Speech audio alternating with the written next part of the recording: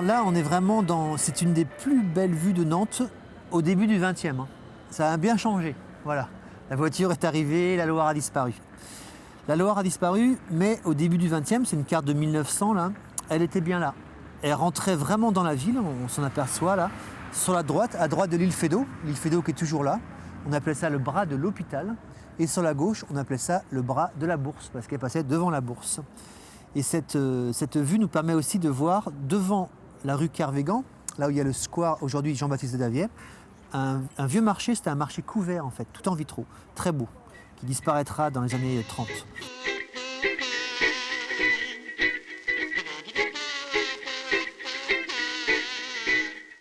On voit aussi au premier plan les bateaux lavoirs. Les bateaux lavoirs, c'est nos ancêtres, les machines à laver, hein, sauf que là c'était vraiment humain, c'était des femmes, les femmes qui venaient laver le linge des Nantais et qui le faisaient sécher en fait sur le quai, tout le quai de la Fosse, tout le long du quai en fait, même Port-Maillard, le château, il y avait des bateaux lavoirs sur l'Erdre aussi.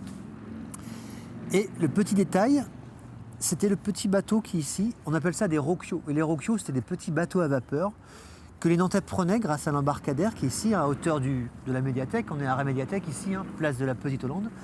Et les Nantais prenaient le roquio pour aller s'encanailler à Trentemont, s'encanailler dans le village des Guinguettes. Voilà.